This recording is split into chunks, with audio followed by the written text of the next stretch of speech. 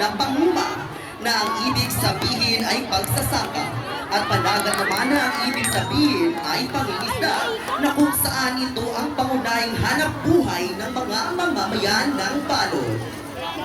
Ang bayan ng Balod ay biniyayaan ng mga kabukiran at kabundukan na magiliw mong matatanaw sa gitna ng karagatan at mga dalampasig at baybayin sa kapalian ay kumina. Kasabay ang pagdilat ng mga mata, pag-asa ay nasa tungo sa masagalang pagsasaka. Mga palay, gulay at prutas ay mga biyayang nalalasap mula sa mga taniman. Sa pagsisid sa kailaliman ng yamang tubig, isang mundong puno ng kasaganahan at kayamanan. Mga tubig mula sa pusod ng karagatan ay biyayang nakakamit para sa masaganang buhay.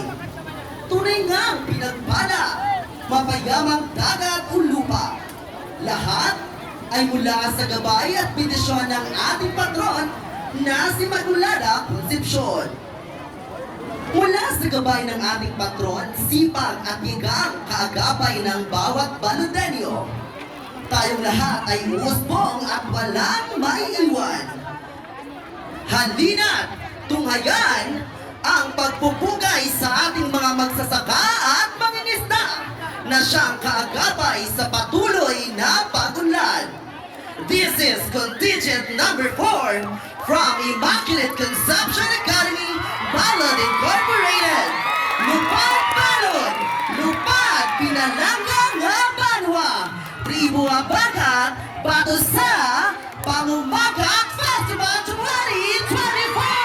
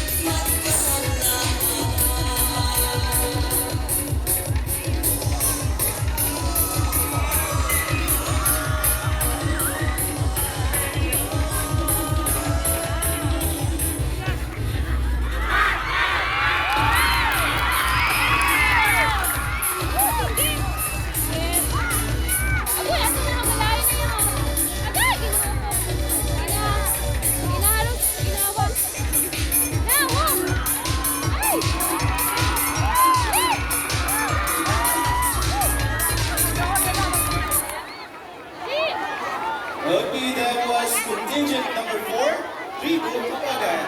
The clustered barangays and captains are the following. We have the Barangay Baypan headed by the Honorable IDB Avenida Jr. Barangay Sampad headed by Honorable Eugenio B. Zafra. Barangay Hanggan headed by Honorable Alexander B. Sepe Sr.